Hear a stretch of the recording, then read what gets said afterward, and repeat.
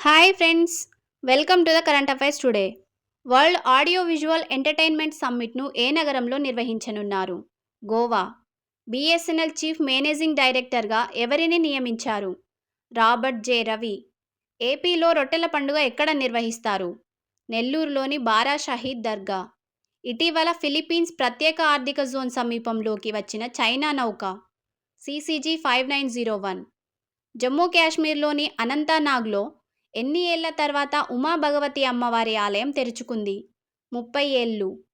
వ్యవసాయ స్టార్టప్లను ప్రోత్సహించేందుకు కేంద్ర ప్రభుత్వం ఏ పేరుతో నిధిని ఏర్పాటు చేసింది? అగ్రిసూర్. మొనాకోలో జరిగిన డైమండ్ లీగ్ మహిళల 2000 మీటర్ల పరుగు పందెంలో ప్రపంచ రికార్డు సృష్టించింది జెసికా హల్.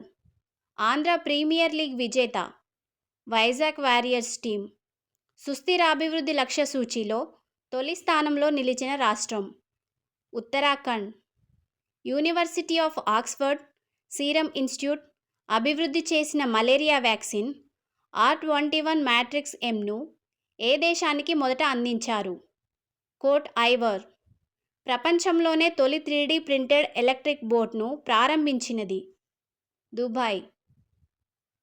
చంద్రుడిపై గుహ ఉన్నట్లు ఏ దేశ సైంటిస్టులు గుర్తించారు? ఇటలీ. ఇటీవల ఏ రాష్ట్రం పక్షి గ్యాలరీని ఏర్పాటు చేసింది? ఉత్తరాఖండ్. హరేలా పండుగను ఏ రాష్ట్రంలో నిర్వహిస్తారు? ఉత్తరాఖండ్.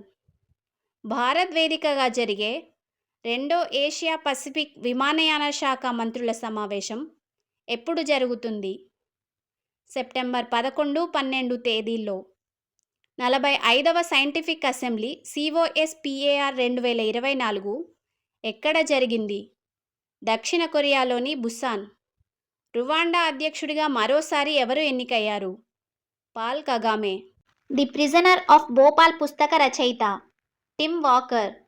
యూపీఎస్సీ ప్రిలిమ్స్ పాస్ అయిన పేద విద్యార్థుల కోసం తెలంగాణ ప్రభుత్వం ప్రారంభించిన పథకం రాజీవ్ గాంధీ సివిల్స్ అభయహస్తం.